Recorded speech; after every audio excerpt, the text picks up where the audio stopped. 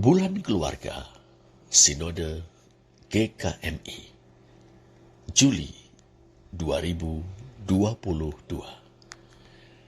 Tema pekan pertama, bukan sekedar tamu. Yohanes 2 ayat 1 sampai 11. Saudara, ada perkawinan di Kana. Akad nikah sekaligus resepsinya. Ibu Yesus hadir. Nampaknya itu acara kerabatnya. Ia ada di sana untuk membantu di dapur, berperan di balik layar. Jarak Nazaret dan Kana memang tidak begitu jauh, sekitar 10 kilometer ke arah utara. Yesus diundang. Ia dan murid-muridnya datang.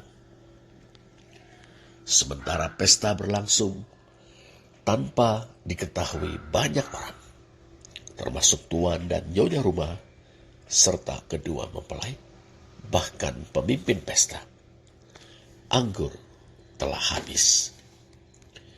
Ibu Yesus tahu, mungkin dari para pelayan, anggur yang berkualitas tinggi biasanya disajikan di awal. Sesudah orang puas minum, barulah anggur yang berkualitas biasa disajikan. Tapi sekarang, baik anggur yang berkualitas tinggi habis, sedangkan anggur yang berkualitas biasa tidak tersedia. Di tengah kebingungan para pelayan, Ibu Yesus datang kepadanya. Mereka kehabisan anggur, ujar Ibu Yesus. Yesus tanggap ing sasmito. Ia tahu apa implikasinya. Peristiwa kehabisan anggur itu akan mempermalukan, terutama bagi tuan dan nyonya rumah, serta kedua mempelai. Mereka akan kehilangan muka di hadapan para tamu. Pesta bahagia akan ternoda. Orang akan mengingatnya sebagai celah. Mau apakah engkau daripadaku, ibu, saatku belum tiba? Demikian terjemahan baru Lembaga Alkitab Indonesia menerjemahkan jawaban Yesus. Mungkin kita bingung dengan jawaban itu. Perihal, mau apakah engkau daripadaku, ibu? Mungkin kita bisa mengerti. Yesus ingin ibunya memperjelas maksud. Tapi apa hubungannya dengan saatku belum tiba? Pembacaan harafiah atas teks Yunani mungkin malah membuat kita makin bingung. Ti emoi kai soi gunai. Uro eke hehora mau. Apa bagiku dan bagimu, wahai perempuan, waktuku belum tiba di sini. Bagaimana ini, saudara? Saudara, pertama-tama, mari kita perhatikan kata gunai. Berkata dasar gunai secara harafiah artinya memang perempuan.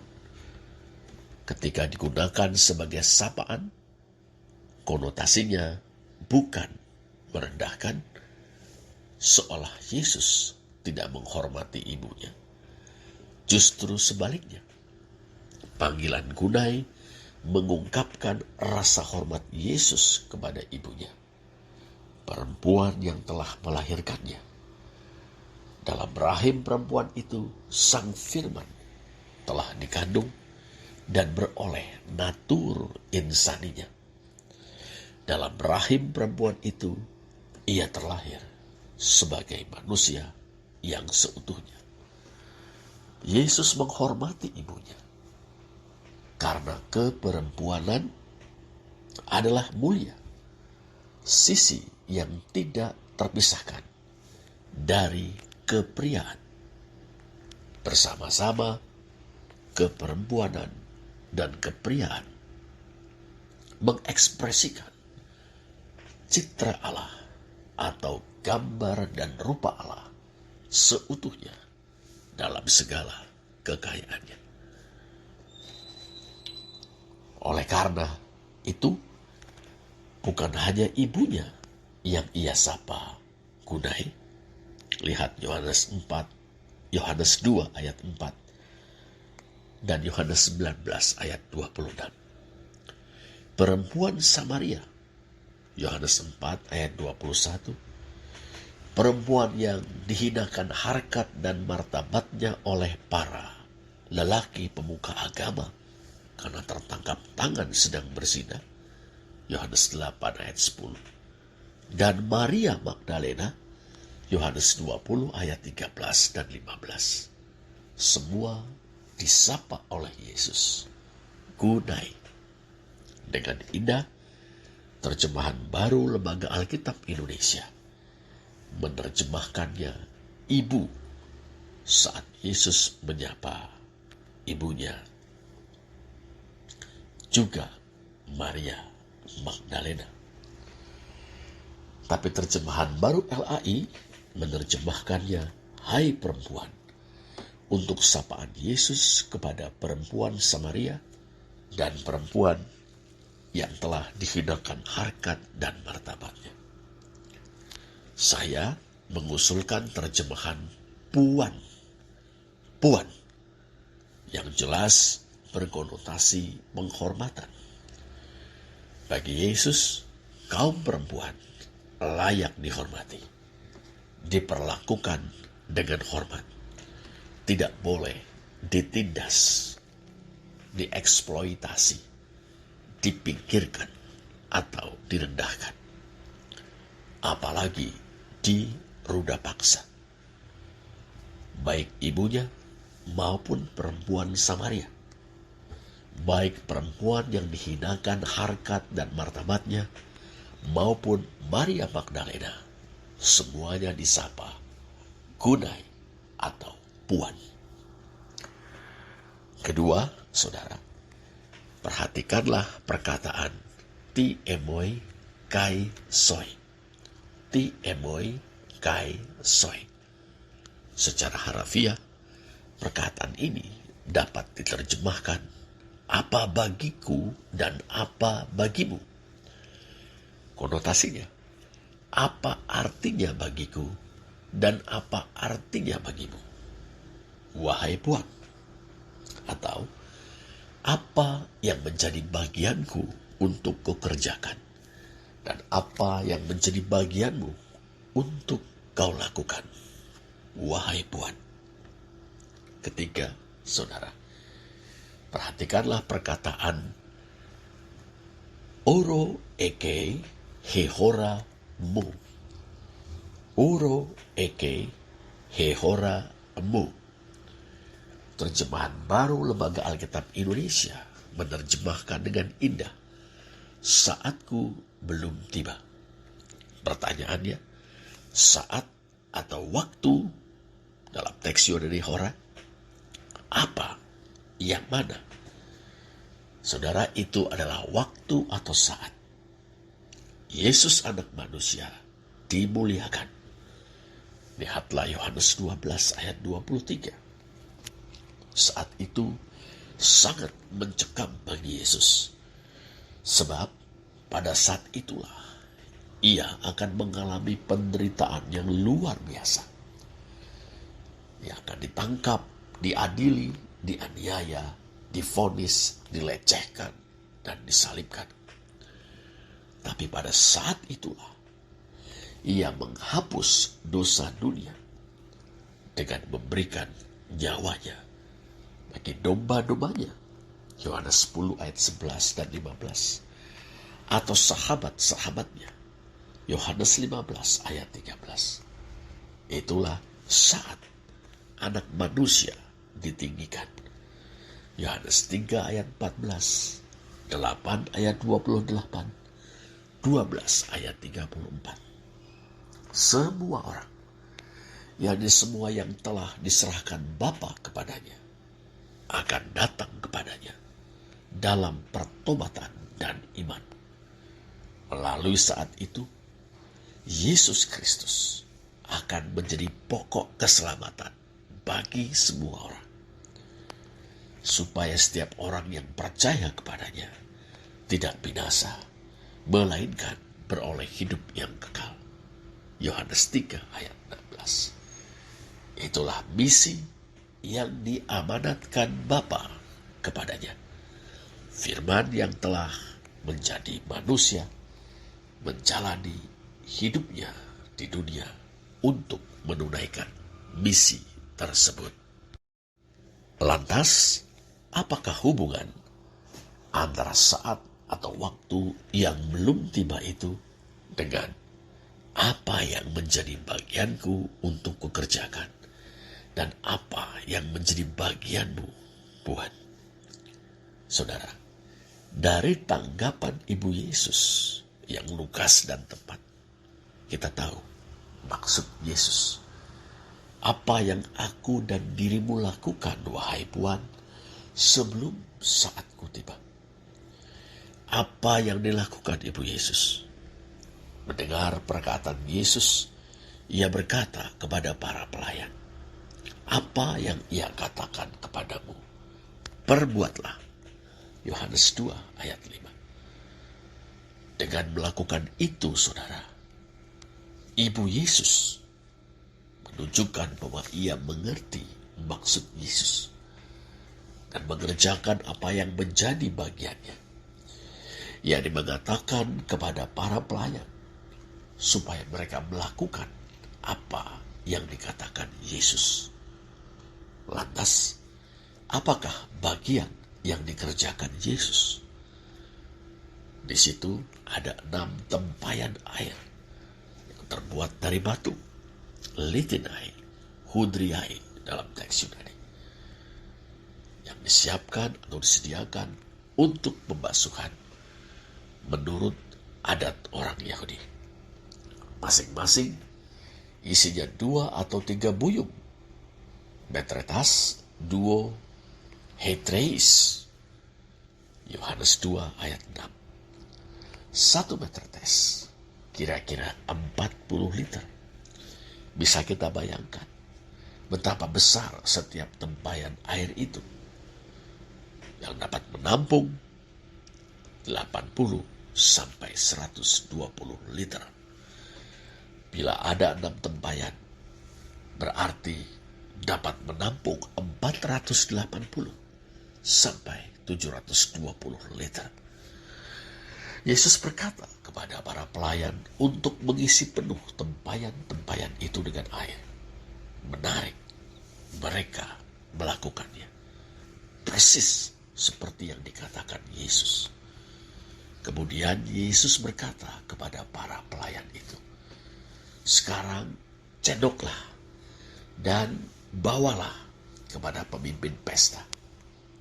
Menarik pula, para pelayan itu juga melakukannya persis seperti yang dikatakan Yesus. Selanjutnya, saudara, kita tahu mukjizat terjadi.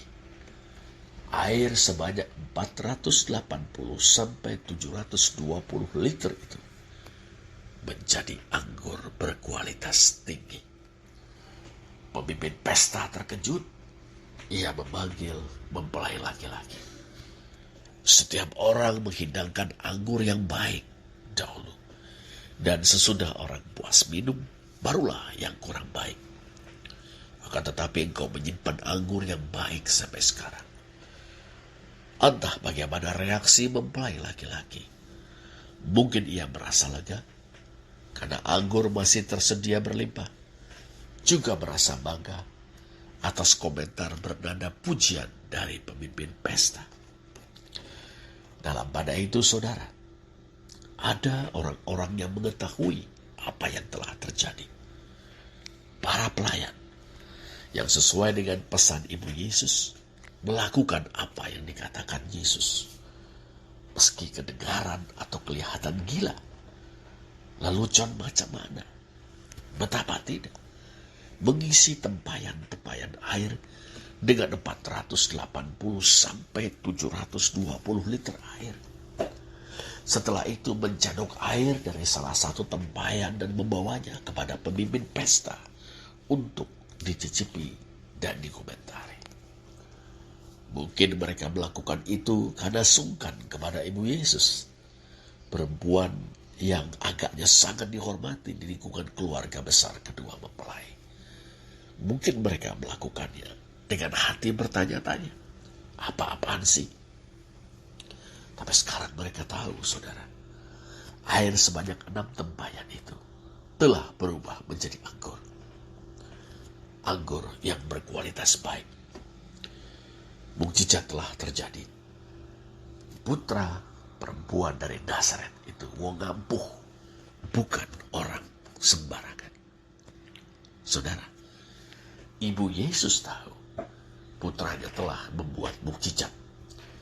Sebuah mukjizat adalah sebuah perbuatan ajaib dan menakjubkan. Dalam teks Yunani atau dalam bahasa Yunani, teras, yang merupakan manifestasi dari kuasa atau kekuatan yang luar biasa, dunamis. Fungsinya adalah sebagai tanda atau semeion yang menunjuk pada sebuah kebenaran tertentu. Mukjizat-mukjizat pada zaman Musa adalah tanda-tanda yang mengukuhkan kebenaran pewahyuan yang terekam dalam Taurat. Mukjizat-mukjizat pada zaman Elia dan Elisa adalah tanda-tanda yang mengukuhkan kebenaran pewahyuan yang terekam dalam kitab para nabi. Mukjizat-mukjizat yang diadakan oleh Yesus dari Nazaret adalah tanda-tanda yang menyatakan kemuliaannya.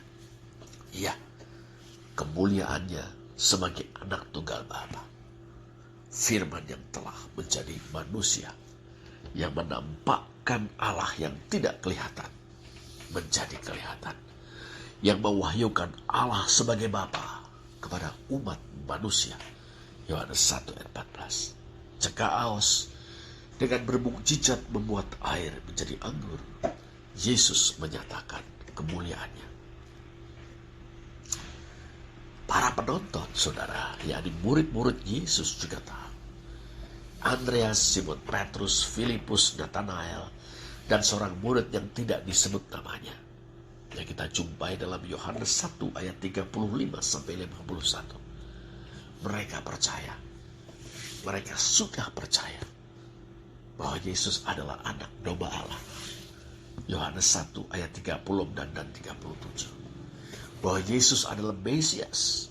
Yohanes 1 ayat 41. Bahwa Yesus adalah Dia yang dinubuatkan oleh Musa dan para nabi. Yohanes 1 ayat 45. Bahwa Yesus adalah anak Allah dan Raja orang Israel. Yohanes 1 ayat 49. Saudara, menyaksikan betapa Yesus telah bermukjizat mengubah air menjadi anggur. Mereka percaya kepadanya. Yohanes 2 ayat 11. Lantas saudara, apa yang dapat kita pelajari dari kisah ini? Secara khusus kita dapat belajar dari Ibu Yesus. Ia peduli. Mereka kehabisan anggur, katanya kepada Yesus. Ia melaporkan kegelisahan dan kepanikan para pelayan di dapur. Ia tidak ingin tuan dan nyonya rumah serta kedua mempelai dipermalukan. Ia juga tanggap terhadap maksud Yesus. Seakan Yesus berkata, apa yang menjadi bagianku akan kau kerjakan. Apa yang menjadi bagianmu, kerjakanlah. Ia percaya kepada putranya. Itulah sebabnya Ibu Yesus berkata kepada para pelayan, lakukanlah apa yang ia katakan kepadamu. Beda sekali dengan para murid Yesus dalam Yohanes 9 ayat 1-7. Mereka asik mendiskusikan dosa seorang pengemis yang buta sejak lahirnya. Mereka tidak mengerti maksud perkataan Yesus. Kita harus melakukan pekerjaan-pekerjaan Dia yang telah mengutus aku selama hari masih siang. Mereka tidak peka, tidak peduli. Itulah sebabnya mereka membiarkan orang buta itu pergi ke kolam Siloam sendirian. Mereka tidak berbuat apa-apa. Memang, saudara, berkat mukjizat Yesus, orang buta itu sembuh. Tapi tanpa keterlibatan para murid, mereka telah menyia-nyiakan peluang emas untuk bekerja sama dengan Tuhan Yesus. Tidak demikian halnya dengan Maria, dengan Ibu Yesus. Saudara, kita juga bisa belajar tentang kehadiran Yesus dalam resepsi pernikahan ini. Ia datang sebagai tamu undangan, sebuah indikasi bahwa ia seorang yang senang bersosialisasi. Ia bukan seorang yang suka mengucilkan diri, menjauhkan diri dari dunia yang penuh dosa. Yesus bukan tipe orang salah yang menolak dunia. Pinjam istilah dalam spiritualitas Jawa, tapa Yesus adalah tapa ngerame, atau meminjam istilah spiritualitas Katolik, Ignatia, contemplation in action, berkontemplasi dalam aksi.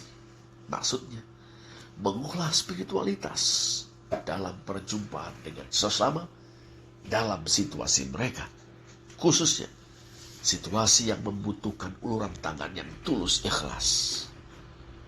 Di sisi lain, saudara, indah jugalah kiranya bila kita menyadari kedua mempelai dan keluarga mereka telah mengundang Yesus untuk menghadiri akad nikah dan pesta perkawinan itu. Tanpa mereka ketahui, mereka semua telah ditolongnya, diselamatkan dari perguncingan yang pasti akan sangat mempermalukan mereka. Bagi keluarga kita, alangkah baiknya bila kita mengundang Yesus, saudara, bukan sekedar sebagai tamu di acara-acara atau di rumah kita. Alangkah baiknya bila kita mengundang Dia dan memberinya tempat paling istimewa sebagai Tuhan atas keluarga kita. Dalam iman dan ketaatan kita kepadanya, saudara, mari kita dengar-dengaran terus akan firman Tuhan. Mari mengalami kehadirannya. Mari menyaksikan betapa ia memberkati keluarga kita. Jangan biarkan ia sekedar menjadi seorang tamu. Kuduskanlah ia sebagai Tuhan di hati kita, di dalam keluarga kita, di dalam hidup kita. Terpujilah Allah. Amin.